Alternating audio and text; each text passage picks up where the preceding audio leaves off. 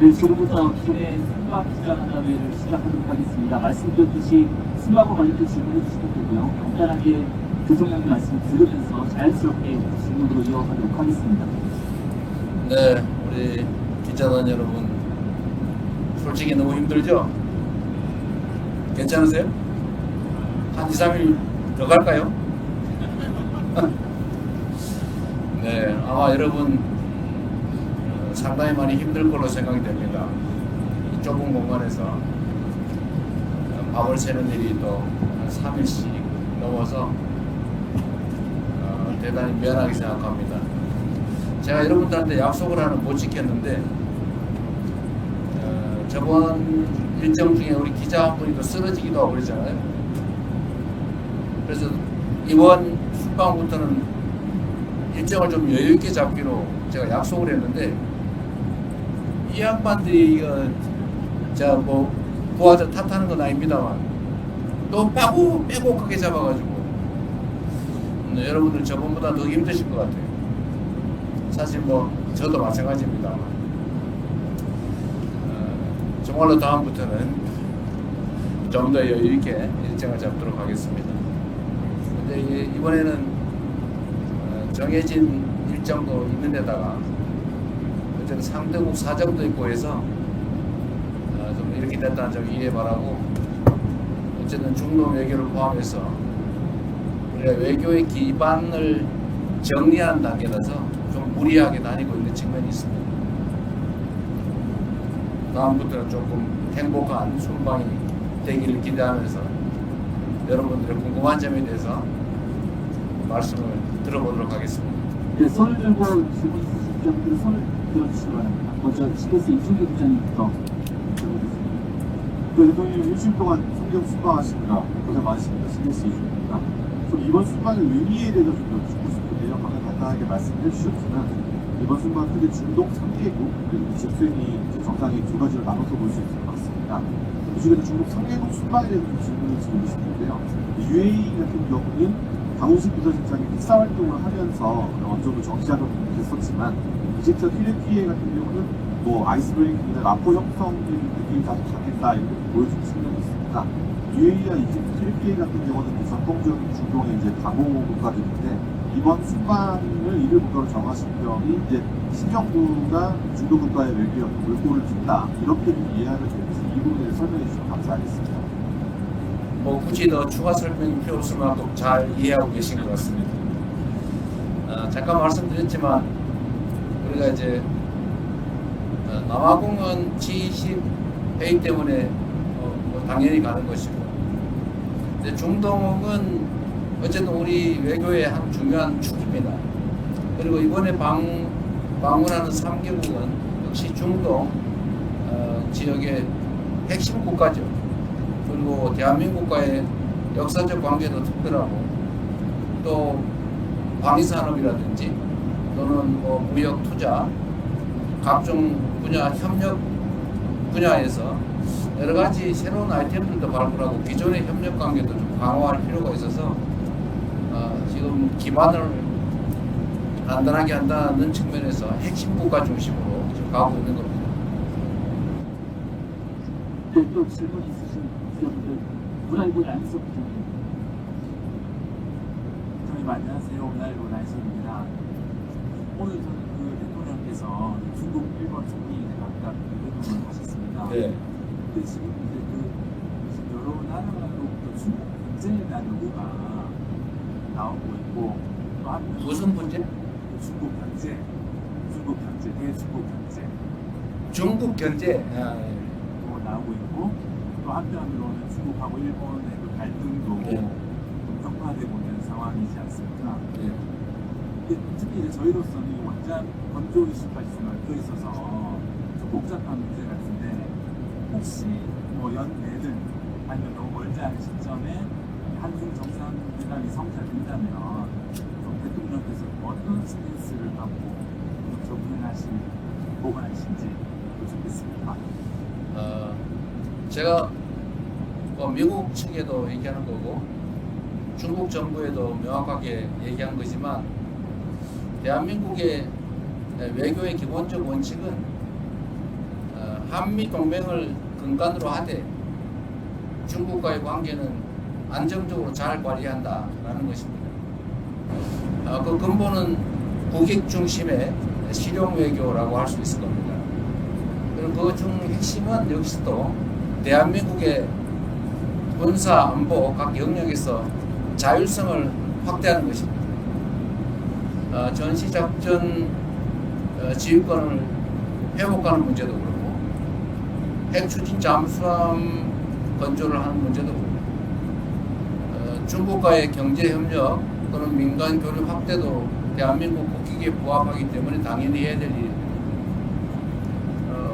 한미 간의 동맹에 기초한 그야말로 기존의 군사동맹에서 예를 들면 앞으로는 경제동맹, 첨단기술동맹으로까지 복합동맹으로 발전시켜야 되는데 이 두 가지는 결코 양립 불가능한 것이 아니다라고 생각됩니다. 우리가 언제나 대륙과 해양의 중간쯤에 위치하고 있기 때문에 자칫 잘못하면 양팔을 동시에 잡아당기는 또는 중간에 낀 새우 신세가 될 수도 있지만 또 우리가 하기에 따라서는 양쪽의 입장을 적절히 중지하면서 우리의 활동 폭을 얼마든지 넓혀갈 수 있다라고 생각합니다. 우리가 세계사적으로 보면 이 반도 국가들이 두 가지 길을 갑니다.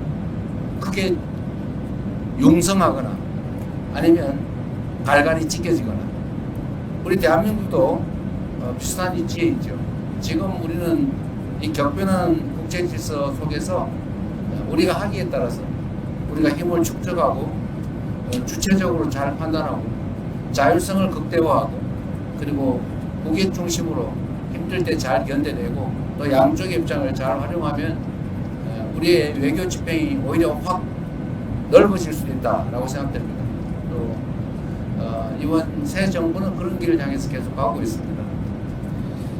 중국의 견제 문제는 서방 국가들 입장에서는 그중에 특히 미국 입장에서는 중국을 적절하게 견제하고 싶어 하죠. 또 한편으로는 견제하면서도 또 한편으로는 협력할 분야를 찾아서 적극적으로 협력을 하고 있는 게 또 현실입니다. 국가와 국가 간의 관계는 원래 그런 것이죠. 국가와 국가 간의 관계를 일도 양단식으로 올로와 나식, 전부 아니면 전무 이런 식으로 접근하면 결국은 남는 게 하나도 없죠.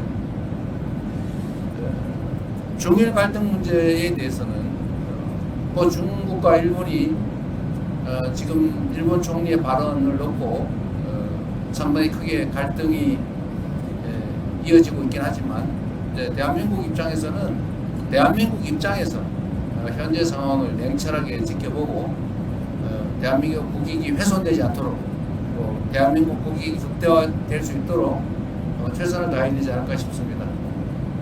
그래서 오늘 약간 무리하긴 했는데 중국 총리하고 면담도 하고 또 거기에 맞춰서 일본 측에도 특별히 요청해서 일본 측과 균형을 맞춰서 또 정상회담도 간략하게 했습니다. 그 두 정상회담 과정에서 대한민국이 가지고 있는 기본적 입장을 충실하게 잘 설명했고 국해가 발생하지 않도록 잘 협의해서 지금 대한민국 입장에서는 그게 어떤 위협 요인이 생기거나 또는 갈등 요소가 추가되거나 그러지는 않다는 말씀을 드립니다. 네, 질문을 또 받도록 하겠습니다. 이번에는 한국일보의 이성택 기자입니다. 예, 대통령님 안녕하십니까? 저 한국일보 이성택 기자입니다. 대통령께서 이제 그 외국 순방을 다니시다 보면은 국력 신강이 필요하다라는 말씀을 많이 해주시는데요. 이제 얼마 전에 국가 경쟁력을 높이기 위해서 6대 핵심과제 개혁 필요성을 말씀하신 적이 있습니다. 네. 이제 다른 나라 사례나 전례에 비춰보면 6가지 중에서도 노동과 연금 분야 개혁 과제가 상당하게 저항이 좀 예상되고 있는데요. 그 노동개혁 분야에서 고용시장 유연화 과제가 담기는지 그 연금 개혁의 목표는 어느 쪽으로 설정하고 계신지 궁금합니다. 일단 순방과 관련된 질문에 한해서 드리는 것으로 하겠습니다. 네. 이 문제는 우리가 순방을 하면서 각국이 가지고 있는 특장점들을 잘 살피고 또 우리가 배울 수 있는 건 배우고 협력할 수 있는 건 협력한다 라는 그런 정도 말씀으로 대체하도록 하겠습니다. 네, 제가 잘 안 보였습니다. KBS 손수환 기자님 말씀해 주시겠어요? KBS 손수환 기자님. 네, 대통령님 고생 많으셨습니다. 이번 그 G20 정상회의를 통해서 굉장히 여러 정상들의 짧게지만 많이 만나셨잖아요. 이제 우리나라에 좀 기대하는 역할이 좀 뭐라고 생각하셨는지 정상들 만나면서 여쭤보고 싶고요. 또 특히 기억 남는 정상이라든지 에피소드 있으시면 설명 부탁드리겠습니다. 네, 원래 이게 다자 협상의 장이라고 하는 것은 우리 외교부 장관이 그러셨던가 안보실장이 그러셨던가 그야말로 장이 서는 거라고. 양자 협상의 장이기도 하죠. 우리가 만날 기회가 있으면 사실 정상끼리의 회담이라고 하는 게 그렇게 쉽지가 않습니다. 상대국을 방문하지 않는 한 정말 특별한 계획이 없으면 만나기조차 어려운데 이렇게 다자회의 기회가 생기면 그 틈틈이 이제 양자회담을 하고 그 양자회담 전에 실무협의도 미리 해서 일정한 의제로 좁히고 정상회담을 통해서 필요한 합의를 끌어낼 수 있습니다. 제가 취임한 지 얼마 안 돼서 뭐 처음 보는 분들도 계시고 해서 어렵긴 하지만 정상들과의 접촉면을 넓히고 또 정상들과의 라포도 형성하고 좋은 감정들을 유지하면 아무래도 대한민국에 좀 더 나은 의사결정이 가능하다 생각이 됩니다. 뭐 사람이란 게 다 그러지 않습니까? 제가 오늘 낮에 다카이치 일본 총리한테도 똑같은 얘기를 했는데 국가 간의 관계나 개인 사람 간의 관계는 다를 바가 없다. 결국은 서로 좋은 측면을 보려고 노력하고 좀 어려운 껄끄러운 측면들이 있으면 잘 관리하고 그 부분을 최소화하면서 사람 관계를 잘 만들면 좋지 않냐. 어떻게 사람이 완벽한 존재일 수가 있겠느냐. 국가 간의 관계도 마찬가지다. 이렇게 말씀드렸습니다. 저는 그래서 이런 다자회의 공간이 생기면 최대한 많은 정상들을 가볍게 또는 심각하게 많이 만나려고 하죠. 이번에도 꽤 많이 만난 것 같습니다. 언론인 여러분들한테 공지하지 않은 얘기들도 많죠, 사실. 잠깐씩 한 5분씩, 10분씩 화장실 갔다 오면서도 얘기하고. 근데 모든 정상들이 사실은 똑같습니다. 각각의 국가를 대표하고 나오는 분들이라서 자기들도 정상들 간의 대화를 최대한 많이 하고 뭔가를 끌어내야 되기 때문에 다 적극적이에요. 뭐 나만 그래서 좀 이상한 사람이 아니고 모두가 다 열려 있습니다. 그래서 그 기회를 잘 활용하면 얼마든지 정상들 간에 짧지만 밀도 있는 대화가 가능하다. 제가 몇 차례 국제회의를 가면서 느낀 겁니다.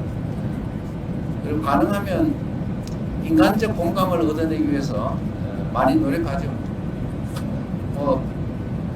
제가 사실은 좀 장난기가 많아가지고 그러긴 한데 외국 정상들도 사실 똑같습니다.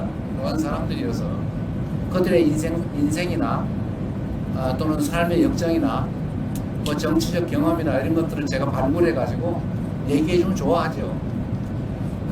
사람들의 관계 그런 거 아닙니까? 상대에 관심 가지고 상대가 예를 들면 좋아할 만한 거 언급해주고 공감하고 또 아픈 거 위로해주고 하면 다 좋아합니다. 그게 뭐 아무리 큰 나라의 강한 지도자라 한들 다 똑같은 사람이에요. 조그마한 소국의 지도자도 똑같은 사람들입니다. 그래서 만나면 뭐 큰 무리 없이 대개는 관계 설정이 잘 되죠. 준비도 많이 합니다. 다 수십 명 밤새도록 이 사람이 이 에피소드가 이 사람 얘기인가 저 사람 얘기인가 헷갈릴 때가 있어요. 가끔 실수하기도 합니다. 근데 그 사람 뭔 얘기하는지 모르죠. 자기 얘기 아니면. 하여튼 이번에도 보면 저는 뭐 룰라 대통령 또는 뭐 모디 총리 만나서 얘기하는 거 상당히 의미 있었고 서로 뭐 공감도도 많이 넓혔다고 생각합니다. 제가 빠른 시간 내에 인도, 브라질도 한번 가야 될 것 같아요. 짧은 시간 얘기했지만 서로 협력하고 시너지 낼 만한 사안들이 많이 있다는 생각이 들었습니다. 네, 또 질문 있으신 기자분들 앞으로 마이크를 바로 넘겨주시면 될 것 같은데요. 네, 마이크 근데 잘 들리세요? 잘 안 들리죠? 방법이 없죠 이거. 화가 있습니다. 뒤에도 네. 화가 있습니다. 대통령님 고생 많으셨습니다. YTN의 강직원입니다. 아직 뒤에 한 곳이 강동은 남아 있는데 지금 모든 국가들의 다자회의 무대에서 대통령께서 정상의 포스팅에 다 성과가 있다고 볼 수 있겠지만 그 중에서도 특히 기억에 남는 국가라든지 기억에 남는 성과가 있으면 아직 뒤에가 남아 있지만 네. 포함해서 말씀을 드리겠습니다.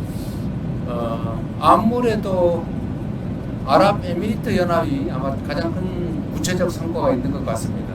거기는 사전에 비서실장이 특사로 가서 협업할 수 있는 분야들도 많이 정리했고 또 구체적 사업도 다 발굴을 했기 때문에 아주 구체적이고 실질적인 큰 성과가 난 것 같습니다. 사실 이집트는 이집트 대통령께서도 그렇고 우리 실무진들도 크게 기대를 안 했던 것 같아요. 그런데 제가 RCC 대통령하고 예정에 넘게 거의 예정 시간 2배 가까이 대화를 했는데 마지막에 얘기를 들어보면 한국과 이집트 간의 그 협력에 대해서 매우 구체적인 좋은 제안들을 많이 해주셨어요. 처음에는 얘기하지 않았던 건데 마지막에 저하고 둘만 나왔을 때는 뭐 그전에도 얘기하는 게 많았지만 카이로 공항을 확장할 계획인데 거기가 아마 한 4조 원 정도 들지 않겠냐 이렇게 얘기를 하고 그걸 한국 기업들이 좀 맡아서 확장하고 운영도 해주면 좋겠다 뭐 이런 얘기도 하시고 그 외에도 예를 들면 방위산업 분야 협력, 구체적 협력 얘기도 많이 해서 우리가 미리 좀 구체적으로 노력하고 사전 준비를 철저히 했더라면 또 오랫동안 교류 협력을 축적해 왔더라면 지금의 이집트와 한국 관계를 훨씬 넘어서는 더 밀도 있는 더 큰 협력이 가능했겠다라는 생각이 들었고 한편으로 아쉽다는 생각이 들면서 또 한편으로는 지금이라도 잘 됐다 이런 생각이 들었습니다. 이집트는 제가 가급적이면 이집트 대통령을 국빈으로 한국에 오시라고 초청을 드렸는데 오시겠다는 의사도 표명하셨고 오시기 전에 실무적인 협의를 좀 거쳐서 지금 그때 당시에 그냥 난삽하게 얘기했던 각종 협력 사안에 대해서 충분히 준비하도록 하겠습니다. 아마 우리 기업들이나 우리 국민들에게 큰 기회를 만들 수 있지 않을까 생각이 됩니다. 네, 카메라 기자님들 때문에 제가 시선이 다르서 잘 안 보이는 것 같은데 뒤에 마이크를 좀 넘겨주시면서 또 말씀을 해주시겠어요? SBS 보셨는데 근데 우리 대변인이 남성 편향적인 것 같은 느낌 좀 듭니다. 네, 저 SBS 강청환 기자라고 합니다. 지금 마지막 방문이 튀르키예를 가시는데 튀르키예 언론과도 인터뷰를 하셔서 일부 내용을 말씀을 하셨지만 특히 주한청에 가셔서 정상회담을 하실 내용이라든지 아니면 또 기대하는 성과가 있으신지. 뭐 제가 취임하면서도 말씀드렸지만 우리 대한민국의 경제 상황이 그렇게 좋지가 못하기 때문에 그래서 가장 중요한 것은 국가 간 협력을 통해서 대한민국의 경제 상황을 개선하는 겁니다. 튀르키예도 지금 경제 상황이 그렇게 녹록치는 않는 상황인 것 같긴 합니다. 튀르키예는 뭐 아시겠지만 국교 관계를 수립하지도 않은 상태에서 6.25 때 병력 규모로 4위에 이를 만큼 대규모 병력을 파병해서 대한민국을 도와준 나라입니다. 형제 국가라고 또 그 중에서도 피를 나는 형제 국가라고 부르는 이유가 있죠. 튀르키예도 방위산업 분야, 국방 분야에 워낙 관심이 많고 또 대한민국도 강점을 가진 분야가 방위산업 분야인데 이 부분에 대한 협력도 가능할 것이고 또 튀르키예는 문화 관광 산업이 상당히 발전한 나라이기도 합니다. 또 대한민국도 앞으로 문화 콘텐츠 분야에 투자를 많이 할 생각이기 때문에 이런 문화 관광 분야에 대한 협업도 가능할 것으로 생각되고 그 외에 일반적인 원자력 발전 문제라든지 정말 할 수 있는 일은 얼마든지 있다는 생각이 듭니다.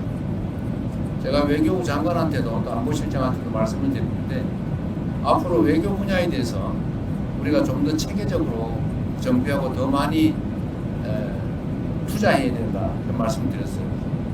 우리는 이제 소위 통상국가인데 지금 제가 해외 순방을 다니면서 느낀 거는 대한민국의 대외관계 관리가 매우 분절적이라는 생각이 듭니다. 따로따로 나눠져 있어요. 교육부는 대학하고 또는 뭐 기재부는 뭐하고 또는 뭐 농림축산부는 농업 관련 사업을 하는데 뭘 하는지도 모르고 코트라는 또 코트라대로 하고 뭐 따로 다 하나 놀고 있어요. 이제 이렇게 해서는 안 되겠다. 좀 체계적으로 종합적으로 외교 분야를 정리하고 좀 더 타국과의 이런 협력을 좀 더 구체적으로 좀 더 세밀하게 관리해야 된다는 생각이 듭니다. 공정하게 하기 위해서 사석을 반대편 쪽으로 넘겨가지고 마이크 드리겠습니다. 진심을 드렸었습니다. 지금 트위터에서 말씀하신 내용 보면 다자주의 얘기 많이 하시고 무역체제 관련해서 예측 가능성 얘기하시면서 WTO 기능보건을 주장하셨는데 지금 트럼프 미국 행정부는 WTO 체제 정식을 선언을 했었잖아요. 그래서 그런 상황에서 WTO 기능 회복을 말씀하시는 그런 배경이나 이유 같은 게 있으시면 짚어주시면 좋을 것 같습니다.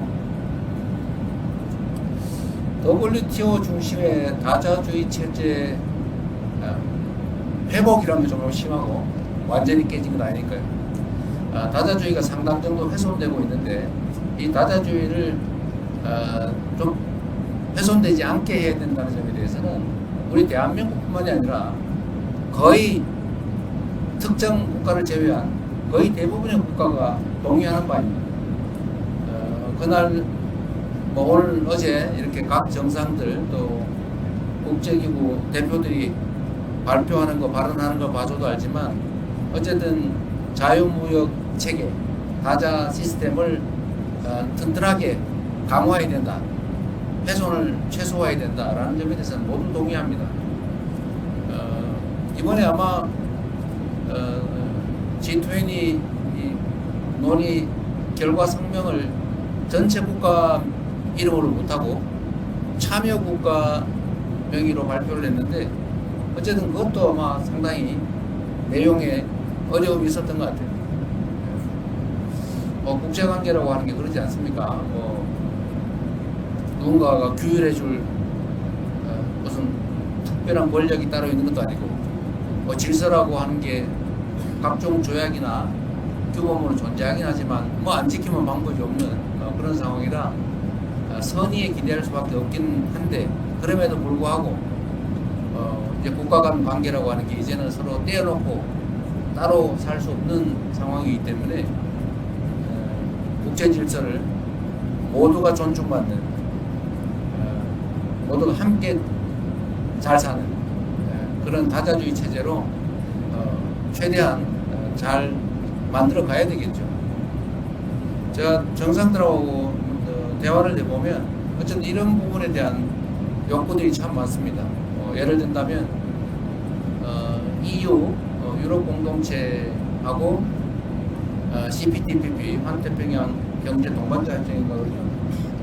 이걸 결합을 하자 이런 얘기도 많고 또 특정 국가는 몇 개 국가를 좀 이해관계가 유사한 국가끼리 좀 같이 묶어보자 이런 얘기들도 많이 합니다. 그게 이제 WTO 체제가 좀 위협을 받다 보니까 또 다른 형태의 구조를 만들려고 하는 건데 어쨌든 그런 노력들까지 다 합쳐지면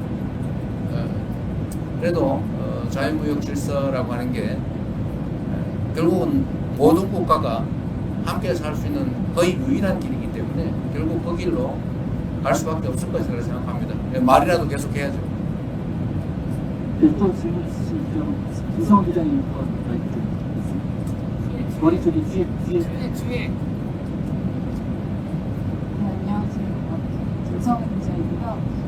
끝나분께서 이번 이번 순방 기간 중에 거의 모든 국가 정상들과 만나서 방산협력을 제안하시거나 또는 강구하셨었는데요. K방산에 대한 각국 정상들 반응은 좀 어땠는지 궁금하고 대통령님께서 보시기에 가장 큰 관심을 보였던 정상은 누구였는지, 그리고 강훈식 실장님 전 인양경제협력 특사로 운영하는 이 분야의 공을 굉장히 많이 들이신 걸로 아는데 혹시 조만간 대규모 K방산 수주 소식을 기대해도 될지, 관련 성과를 기대해도 될지 여쭙습니다. 네. 우리가 이제 다른 나라보다 좀 뛰어난 분야가 많이 있긴 한데 사실은 방위산업 분야는 정말 괄목할 만큼 다른 나라에 비해서 상대적 우위를 가지고 있습니다. 물론 뭐 미국에는 비교할 바가 못되지만 사실 미국도 이제는 뭐 전투기 생산이나 전차 생산 뭐 하다못해 여러분도 잘 아시지만 잠수함 아니면 군함 생산에서 상당히 많은 문제를 노출하고 있죠. 제가 외국 정상들한테 방산 얘기도 많이 하지만 외국 정상들도 방산 얘기를 많이 합니다. 매우 놀라워요. 이게 지금 최근에 이렇게 드러나는 실력이 이제 구체적으로 드러나는 성과가 나다 보니까 그런 것 같기도 한데 여러분 아시겠지만 저는 대한민국이 북한의 GDP의 1.45배에 이르는 엄청난 규모의 국방비를 현재 지출하고 있고 전 세계 군사력 5위로 평가받는 나라인데 이게 전시 작전권도 없고 또 일각에서는 마치 외부의 지원이 없으면 자체 방위도 못하는 것처럼 이렇게 오해를 하거나 아니면 곡해를 유발하고 있는데 이런 저는 상황을 저는 빨리 개선해야 된다고 봐요. 그리고 저는 방위 산업에 대한 지원 또 방위 관련 R&D 투자 이런 부분은 경제적으로도 유익할 뿐만 아니라 우리 자체 방위력 강화에도 크게 도움되기 때문에 앞으로도 계속 집중 투자해야 되고 또 더군다나 우리가 방위비를 장기적으로 3.5%까지 GDP 대비 3.5%까지 늘린다고 하는 약속은 아니고 방침을 우리가 밝혔기 때문에 그 방침에 따라 계속 우리가 국방비를 증액을 해 나가야 됩니다. 그래서 방위 산업을 육성하고 또 방위 산업을 통해서 다른 산업을 또 발전시키고 방위 산업을 통해서 수출을 확대하고 또 방위 산업을 통해서 각국이 지금 매우 군사적 위협을 느끼고 있기 때문에 그 위협을 느끼는 정도가 점점 더 강화되고 있기 때문에 각국의 관심도 높아지고 있어서 국가 간 관계를 발전시키는 데도 매우 도움이 된다고 생각됩니다. 그리고 우리만 그러는 게 아니고 말씀드린 것처럼 다른 나라도 이 방위산업 특히 우리의 무기를 구매하는 게 아니고 공동 개발, 공동 생산, 공동 판매, 시장 개척에 관심들이 많아요. 우리가 예를 들면 폴란드의 그 전차, 이 전차 수출하고 그 일본도 현지 생산을 하고 있지 않습니까? 폴란드도 매우 만족하고 있는데 사실은 KF-21을 포함한 전투기나 특히 인도 같은 경우는 조선산업 협업을 구체적으로 요청을 했는데 어쨌든 거기는 뭐 군수 분야로 들어 있을 걸로 추측은 돼요. 그래서 이거는 여러 다방면으로 우리에게 절대적으로 필요한 부분이기 때문에 저도 많이 강조하고 또 실제 수출 성과도 내야 되고 아마 실제 결과도 조만간 나오게 될 겁니다. 상당히 전망이 좋은 또 해야 될 분야라는 생각이 듭니다.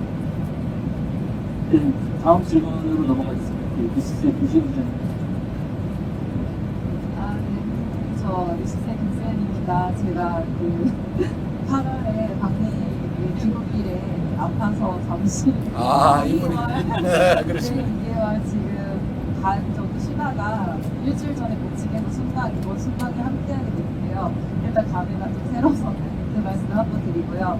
지금 질문을 돌아가서 그 독일 총리와 아까 그 한반도 정세에 대해서 조금 말씀을 나눴던 것으로 공개가 됐는데 그거에 대한 구체적인 좀 발언은 조금 안 나온 것 같아가지고요. 아까 중국과 일본과의 관계 말씀하시긴 했지만 좀 총리와 조금 나눴던 대화를 공개하실 부분이 있으시면 조금 설명해 주시면 감사하겠습니다. 아까 브리핑 안 했어요. 내용 브리핑 안 하셨어요? 안 했습니다. 그래? 서로 간단하게 공개한 건 있습니다. 아니 상관없고 그래도 최초의 양자회담인데 내용 발표를 좀 해주시고 그러셨어요. 일단 따로 자료로 좀 냈습니다. 자료를 냈어요? 예. 네, 자료를 냈는데 안 보시는 모양이네. 독일 총리가 이제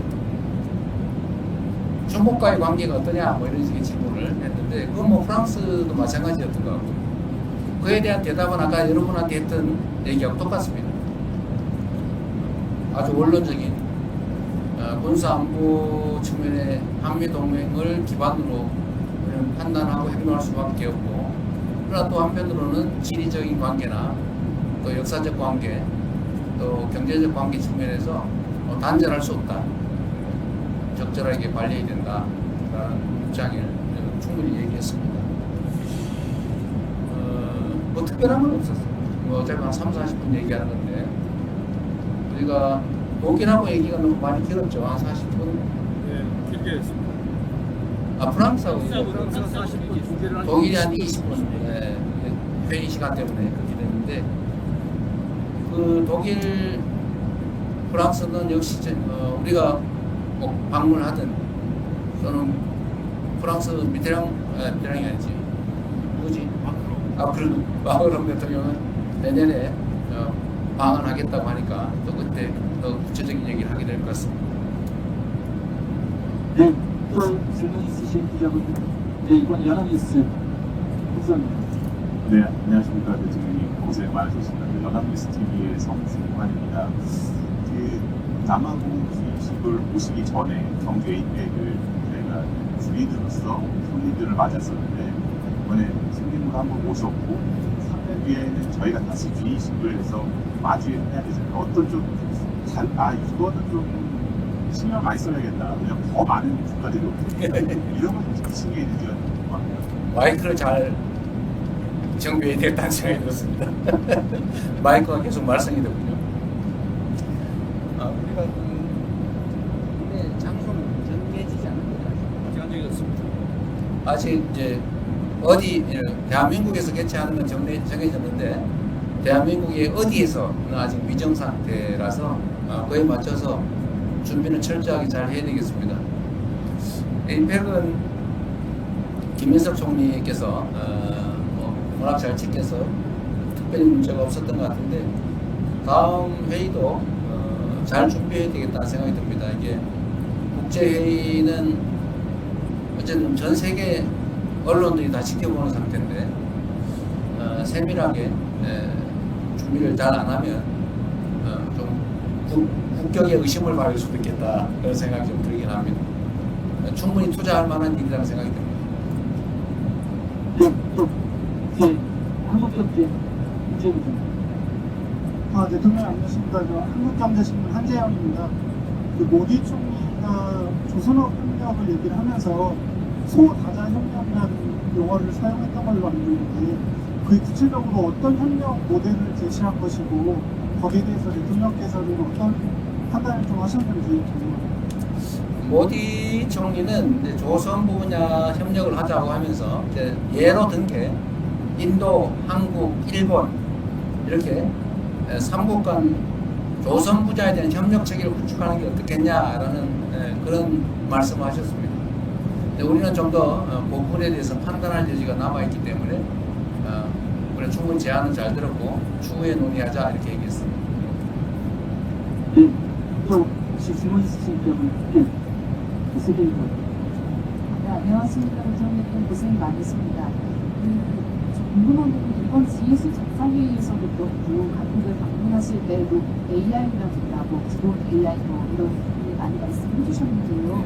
그에 대한 그 각국 정상들의 반응이라든가 아니면 우리가 AI 정책하고 관련해서 긴밀히 좀 협력을 할 수 있겠다 이런 생각이 좀 기대를 분명 있으셨다고 말씀드립니다.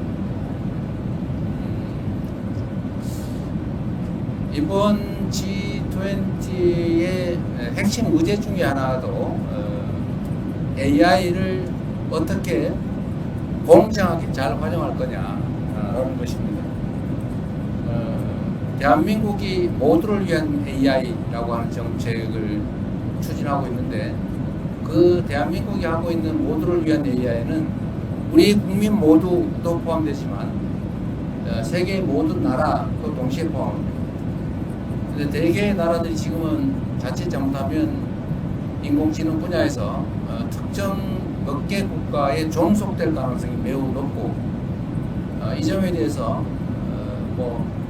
정상들 중에는 걱정을 하는 사람들도 있습니다. 독자적으로 이걸 투자해서 해결하기는 어려운데 이거를 그렇다고 끌려가기는 어렵고 이런 걱정을 하고 있어서 제가 예를 들면 이집트 대통령한테는 그런 얘기를 했죠. 이집트 인구가 1억 명인데 앞으로 결국 세상은 인공지능 중심으로 바뀌어갈 거고 거기에 끌려가는 것보다는 공행하는 게 그래도 낫다. 그래서 한국과 인공지능 분야에 대해서 서로 협력을 하는 게 어떻겠냐라고 얘기했고 그 점은 동의하는 바가 있었습니다. 우리의 기획 중에도 제3세계의 인공지능 분야에 대해서 제3세계와 협업을 해서 제3세계를 독립적으로 인공지능 시스템을 특히 LLL 시스템을 포함해서 좀 구축을 함께 해주자라고 하는 계획도 가지고 있습니다. 그게 우리의 시장을 넓히는 길이기도 하죠. 의외로 이 분야도 인공지능 분야에 관한 협력관계 구축도 앞으로 대한민국이 해야 될 중요한 아이템이 아닐까 싶은 생각이 들었습니다. 네, 또 질문 있으신 점 있는 것 같습니다. 서울경제 송정기. 네, 대통령님 서울경제 송정호 기자입니다. 지금 12일 만에 G7에 가셨을 때가 엊그제 같습니다. 그때는 이제 민주화 한국이 복귀했다, 국제사회에 복귀했다 이런 말씀을 많이 해주셨는데 그 사이는 어느새 한미, 한일 그리고 아세안의 AP까지 G20까지 다녀오셨습니다. 이 사이에 대통령께서 보실 때 회의 정상들이 실제로 어떤 반응들이 달라졌는지 그게 궁금하고요. 그리고 아까 말씀 중에 그 2028년 G20 같은 경우에는 아직 고시가 정해지지 않았다라고 말씀하셨는데 항상 지론이 지방고시를 생각을 하시니까 지방에서 할 수도 있다는 생각을 하시는지 궁금합니다. 네, 쉬운 말씀 먼저 드리면 2028년에 할 일이고 아마 내년 정도에는 어느 정도 윤곽을 잡아서 내후년부터는 준비를 해야 되겠죠. 근데 저는 기본적으로 가능하다면 지방에서 하는 게 좋겠다는 생각은 갖고 있는데 글쎄 그때 가서 상황이 어떨지는 잘 모르겠습니다. 이게 숙소 문제나 이런 게 상당히 큰 문제라서 인프라 구축도 간단한 문제가 아니어서 쉽게 단언하긴 좀 그렇고 또 했던 데서 또 하긴 좀 그렇고 여러 가지를 살펴야 되지 않을까 싶습니다. 제가 당선 직후에 캐나다에 갔을 때 그때는 사실은 저도 정신도 없고 저도 몇몇 정상들을 얼굴 아는 사람들 내가 혼자 사진에서만 봤지 전혀 모르는 사람들인데 상당히 좀 어색하긴 했습니다. 근데 그때도 느낀 건데 대한민국의 위상이 우리 스스로 생각하는 것과는 다르구나 라는 걸 그때 제가 G7 회의 갔을 때 느꼈고 그 후에 아세안, APEC 또 이번 G20 이런 회의를 가면서 느낀 거는 대한민국에 대한 외국의 인식이 정말로 높아지고 있구나 이걸 정말로 느낍니다. 대체적으로 한국 문화에 대해서 상처를 합니다. 문화적 역량. 그리고 이 얘기는 잘 안 하는데 이제 말 속에 숨어 있는 것들이죠. 정치적 얘기니까 계엄 얘기나 계엄 극복에 대한 얘기 잘 안 해요. 잘 안 하는데 사실은 그 얘기가 포함되어 있다고 느껴집니다. 놀랍다. 이런. 그래서 우리 국민들께서도 우리가 가진 국제적 위상, 또 대한민국 국민의 저력 이런 거에 대해서 정말 자부심 가져도 되겠다 그런 생각이 들고, 또 이 저력을 기반으로 우리가 국내에서만 우리끼리 아웅다웅하는 걸 넘어서서 좀 세계로 나아가면 좋겠다는 생각이 들었습니다. 충분히 길을 열어갈 수 있겠다.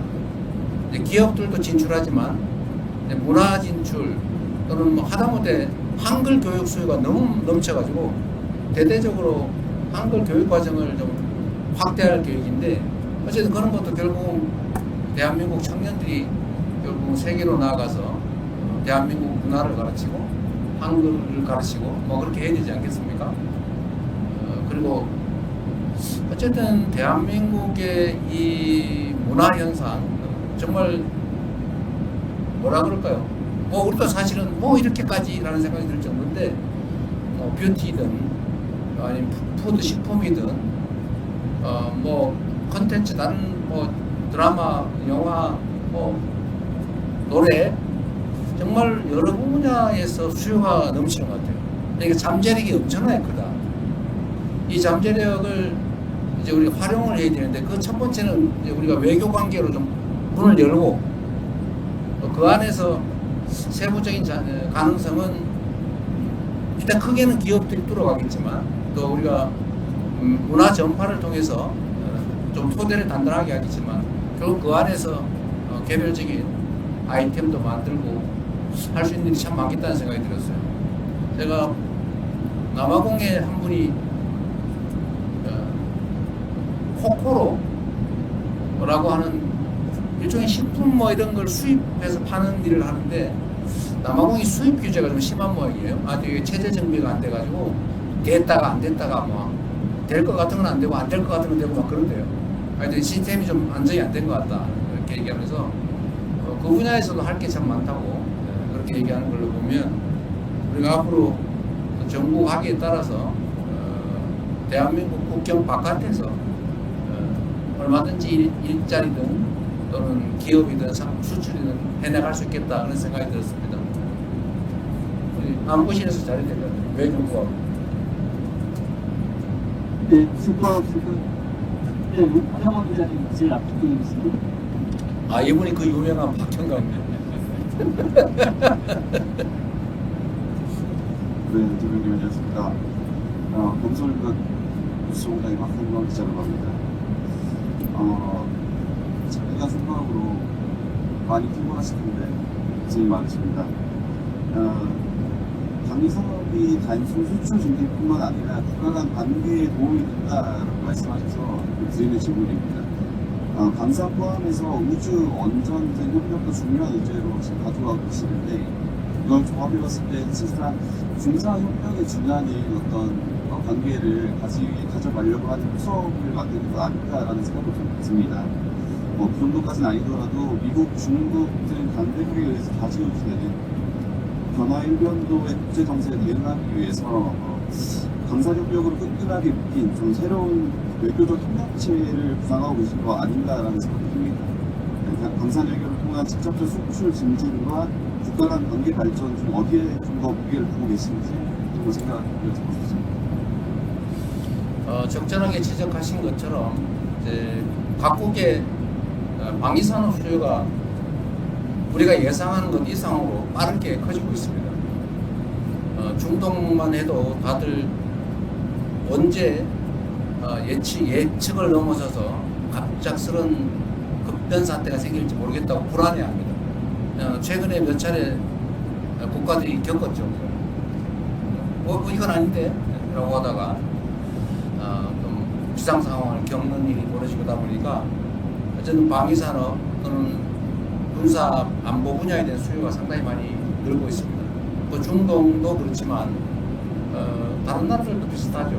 물론 이제 요구 수준이나 또는 강도는 좀 떨어질 수 있습니다. 아프리카 마찬가지고, 남미도 좀 비슷해 가고 있지 않나요? 누구도 믿을 수 없는 상태가 점점 도래하고 있어서 이 부분은 결국은 계속 커질 수밖에 없다는 생각이 들고, 유럽은 여러분들 너무 잘 아실 거고,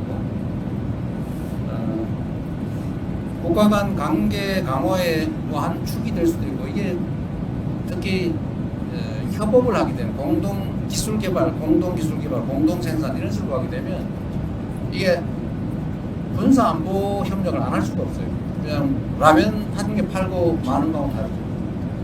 이거는 국가 간 관계가 아주 깊이 안보 측면에서 연관 지을 수밖에 없기 때문에 국가 간 관계도 밀접하게 될 수밖에 없다. 말씀드렸지만 저는 언제나 그렇게 생각하죠. 위기가 오면 기회로 만들고, 피할 수 없다면 그건 자연 현상의 일부로 운명처럼 받아들이고 최대한 활용하자. 우리도 결국은 국방 분야에 투자를 늘릴 수밖에 없는 상태인데, 그러면 외교 관계도 확대해 나가는 게 뭐 일반 무역 투자도 있겠지만 또 문화 교류도 있고 인적 교류도 있고 뭐 원자력이든 뭐 여러 가지 있겠지만 그중에 방위 산업 분야도 아주 현실적으로 매우 유효한 수단이다 그런 생각이 듭니다. 네, 저희가 45분 정도 더 하라고 하세요. 나중에 안 물어봤다고 억울해하면 안 돼요. 예, 제가 잘 안 보니까 그래서 마이크를 전달해 주시고 두 분 계세요, 두 분. 네네. 소속하신 이런 말씀 주시면 감사하겠습니다. 대통령님 채널의 이동훈 기자입니다. 대통령님 그 이집트 대통령과 정상회담에서 한반도 평화 중재 역할 강조하셨고요. 독일 정상회담에서도 통일 구호를 알려달라 하셨는데요. 북한과 관계 개선을 위해서 한 단계 더 나아갈 것, 우리가 먼저 할 수 있는 거 계획하고 있으신지, 한미 연합 군사훈련 축소 같은 것도 포함되는 건지 궁금합니다. 어쨌든 북한이 가장 예민해하는 것이 이제 한미 연합 군사 훈련인데, 그 부분에 대해서 우리가 선제적으로 훈련 규모를 축소하거나 뭐 연기하거나 뭐 이런 것들을 검토하자는 주장도 일부에서 있습니다. 또 한편으로는 그게 만약에 남북 간의 평화 체제가 확고하게 구축이 되면 뭐 안 하는 게 바람직하겠죠. 그러나 이게 어떤 게 먼저냐라는 것은 그때 상황에 따라서 이게 지렛대가 될 수도 있고 결과가 될 수도 있죠. 근데 지금은 당장 말하기는 어렵습니다. 그러나 길게 보면 대한민국의 방위는 대한민국 스스로 책임지고, 또 가급적 군사훈련을 하지 않아도 되는, 그야말로 말씀드린 것처럼 싸우지 않아도 되는, 싸울 필요가 없는 평화체제를 확고하게 구축하면 뭐 그때 되면 이런 트럼프 대통령이 별로 안 좋아하는 돈 드는 합동군사훈련 이런 거 안 해도 되지 않습니까? 그러나 지금 단계에서는 뭐 쉽게 얘기할 수 없는 부분이죠. 그래서 이거는 상황과 조건에 따라서 얘기할 거지 지금 미리 어떤 방향으로 예단하기는 어렵다. 그렇게 생각이 됩니다. 네, 그 뒤에 내일경제 오시는 예, 안녕하세요. 매일경제 오수현입니다. 방금 출국 전에 북에 대한 트리티의 언론과의 인터뷰가 있었습니다. 네. 이 인터뷰에서 대통령께서 트리티의 신호 원전 프로젝트 논의가 진행 중이고 한국 원전 기술로 트리티의 원자력 발전에 기여하기 희망한다고 하시면서 이제 수주 의지를 밝히신 걸로 이해를 했는데요. 현재 그 우리나라 기업이 관련 프로젝트에 이제 입찰을 해서 경쟁 중인 상황입니다. 그래서 네. 이번 국빈 방문을 계기로 관련한 결과가 도출될 가능성이 있을지 말씀 좀 부탁드립니다. 뭐 결과를 예단하기는 어려울 테고 아마 한전이 입찰에 응한 것 같아요. 응찰한 것 같은데 정상은 대화를 통해서 우리 대한민국 원전 사업의 우수성, 그 다음에 경쟁력 이런 것들을 잘 설명하고 좋은 결과가 나도록 노력을 해봐야죠. 뭐 결과에 또 뭐 여러 가지 판단할 요소가 있으니까 기다려봐야 되지 않겠습니까? 네, 또 혹시 질문이 더 있으실 때 있으시나요? 이제 손을 드는 분이 안 계신 것 같아요. 있나요? 그쪽에 마이크를 전달을 해주십시오. 네, 대통령님 수고 많으십니다. 연합뉴스 이명석 기자고요. 조금 전에 질문 나왔던 트리티의 현지 언론 인터뷰였어요. 잘 들리시나요? 잘 들려요. 예. 대통령께서 통일의 논의에 변천의 인류다라고 얘기하시면서 점진적 단계적으로 추진해 나가겠다는 말씀하셨는데요. 잘은 뭐라 총리가 뭐라고요? 그 통일에 대해서 아 예, 통일에. 그 일방적으로 추진하지 않겠다. 점진적 단계적으로 추진을 해 나가겠다라는 얘기를 하셨는데 이 얘기는 결국은 지난번에 흡수 통일에 대해서 우리가 추진하지 않겠다는 거랑 마찬가지로 이 정부에서는 좀 시간이 걸린다고 하더라도 충분히 대화를 가지고 장기적으로 접근하겠다는 뜻으로 저희가 받아들여도 되는 건지 궁금하고요. 그리고 같은 맥락에서 지난번 이렇게 때 북미 정상간 대화가 아쉽게도 좀 부산이 됐는데 혹시 다음 모멘텀으로 이 통일 문제를 진전시킬 수 있는 다음 외교적 모멘텀이 뭐가 있을지 생각하시는 분이 있으면 설명해 주시면 감사하겠습니다. 네. 남북 관계는 참으로 안타깝게도 매우 적대적이고 대결적 양상으로 바뀌었습니다.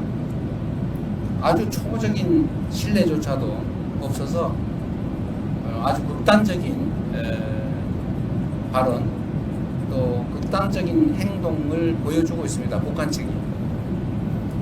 아시겠지만 지금 군사분계선 기준으로 북한이 3중 철조망을 치고 있어요.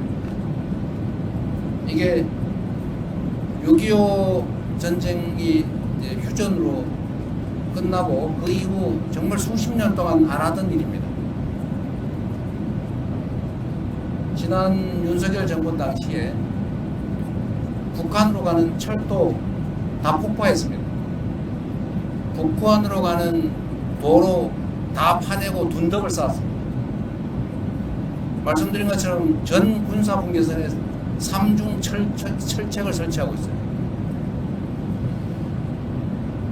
다시 감시초소 설치하고 그 군사분계선 설치한다고 뭐 지뢰 매설한다고 우리 측하고 그쪽하고 서로 생각하는 경계가 달라서 그쪽은 자기 땅이라고 왔다 갔다 하는데 우리가 보니까 넘어왔다 그래서 경고 사격하고 넘어가고 이러고 있어요. 언제 우발적인 충돌이 벌어질지 모르는 상황까지 갔습니다. 그리고 남측을 북한은 적대적 두 국가다. 이제는 뭐 철천지 원수다. 이렇게 얘기하고 있지 않습니까? 일체 모든 연결선이 다 끊겼습니다.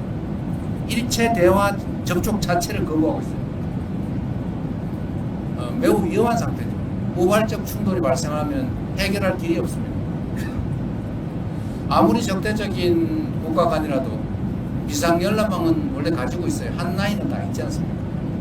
원래 오른손으로 싸우면서도 왼손으로 압수하고 그러는 게 세상의 이치인데 여기는 완전히 다 단절했어요. 정말로 안타까운 일이죠. 이게 과연 대한민국의 국익에 바람직하냐? 전혀 아니지 않습니까? 결국은 통일 문제, 안보 문제, 이 국익에 관한 문제를 정략의 대상으로 삼아서 다 망가뜨린 정말로 이해하기도 어렵고 용납하기 어려운 일들이 실제로 벌어진 겁니다. 이 상황에서 우리가 할 수 있는 일은 무엇이냐? 이미 그랬던 거 어떡하냐? 포기하고 강경 일변도 정책을 계속할 거냐? 그럼 더 나빠지겠죠. 이럴수록 더 인내심을 가지고 우리가 확고한 억지력을 확보하고 도발을 얼마든지 제압할 수 있을 정도의 국방력, 억지력을 확보하고 이건 대전제죠. 그렇게 한 다음에 그 기반 위에서 소통하고 대화하고 설득하고 길을 열어야죠. 그래서 아까 뭐 군사훈련 얘기도 나왔지만 제가 전에 발표한 대로 우리가 현재 상태에서 할 수 있는 조치는 하자. 그 대북 방송 그거 왜 합니까? 쓸데없이 서로 방송회가 서로 괴로우면서 그런 바보짓이 어디 있어요? 우리한테 어떤 이익이 있습니까? 그냥 저 북쪽에 가깝게 사는 주민들 뭐 밤에 잠을 못 자가지고 정신병원 쫓아다니게 왜 그렇게 만듭니까? 어떤 이익이 있어요? 정치적 이익은 있을지 몰라도. 그래서 방송 대북방 중단한다든지 대북 단파 방송 요즘 세상에 인터넷 스튜디오 다 나오는데 뭔 대북 단파 방송을 합니까? 그 돈 들잖아요. 그런 것도 줄이고 또 우리가 양심수 아니 그거 뭐라고 표현합니까? 장기수. 네, 비전향 장기수. 예, 미전향 장기수. 지금 나이들 다 90 넘어가지고 오늘 내일 언제 돌아가실지 모르는 분들인데 북한으로 자기 고향으로 가겠다는 걸 그건 뭐 막습니까? 그 잡아놓으면 뭔 도움이 돼요? 그래서 그 노력조차도 반응이 없어요. 예, 이런 상황에서는 그래도 대화하려고 노력하고 끊임없이 우리의 선의를 전달하고 의심하면 한 번 얘기하는 것보다 두 번 얘기하는 게 낫겠죠. 끊임없이 노력해서 바늘구멍이라도 뚫어야죠. 자꾸 피하면 쫓아다니면서 얘기도 하고 말도 붙이고 뭐 안 듣겠지만 군사분계선 불명확하니까 이거 사고 나겠다. 진짜 총격전이 벌어질 수도 있겠다. 서로 자기 땅이라고 우기다가 이런 건 대화해서 선을 긋자. 이런 거라도 해야죠. 우리는 언제든지 열려있다는 거 말씀드리고 그리고 전에 END 전략이라고 우리가 말씀드렸습니다만 교류해야죠. 아니 다른 어떤 나라와 다 교류하고 대화하면서 왜 북한하고만 안 합니까? 어쨌든 교류하자. 그리고 관계 정상화를 우리가 지지한다. 전 세계와 교류해라. 우리하고는 좀 늦더라도.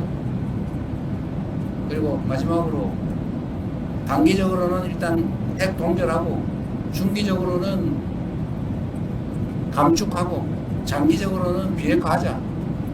시간이 걸릴지라도 지금 상태로 방치하면 1년에 10개에서 20개씩 핵폭탄, 핵탄도 계속 만들고 있고 미사일 ICBM 기술 계속 개발해가 완성도를 높이고 있는데 지금이라도 중단하면 모두에게 이익 아니냐.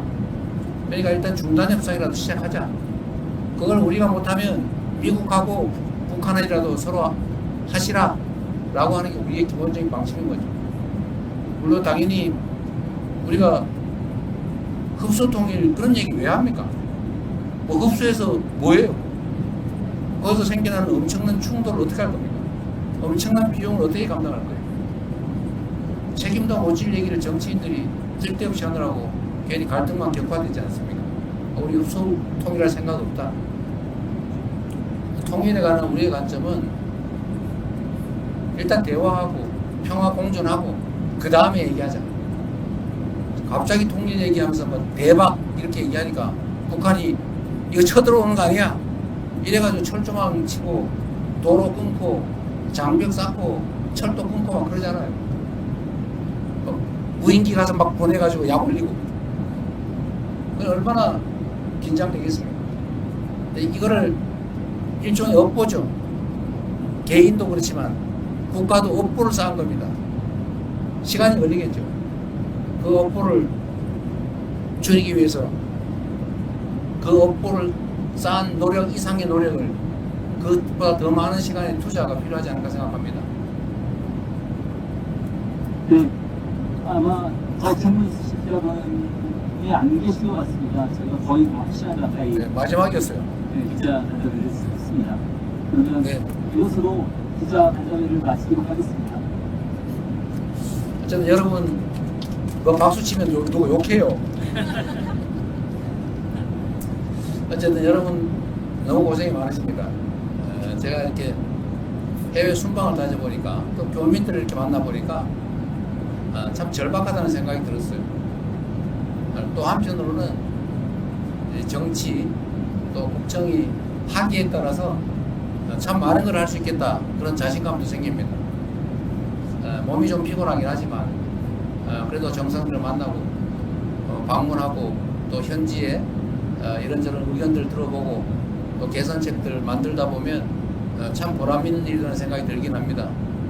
그래서 저는 그래도 좀 넓은 공간에서 좀 편하게 가는 편인데 이 좁은 공간에서 10몇 시간씩 비행기 타고 가는 거 얼마나 힘들겠어요. 그래서 아무런 어디 갔습니까? 여기 일정 짜는 사람들이 누구예요? 여기 의전 팀장입니까? 여기 양반이 공보 출신인데도 이게 기자 배려를 안 하고 네? 언론들 배려를 안 하고 이렇게 저도 죽을 지경입니다.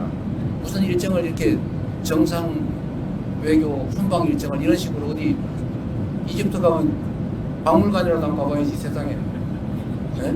하루 종일 뺑뺑이 돌리다가 바로 다른 나라 그것도 밤에 출발해가지고 새벽에 도착해서 또 뺑뺑이 돌리고 좀 반성하세요. 저를 위해서가 아니고 우리 언론인들 생각해서 또 쓰러지면 어떡할 겁니까? 이번에 더 힘든 것 같은 제목입니다. 몸 관리 잘 하십시오. 자, 고맙습니다.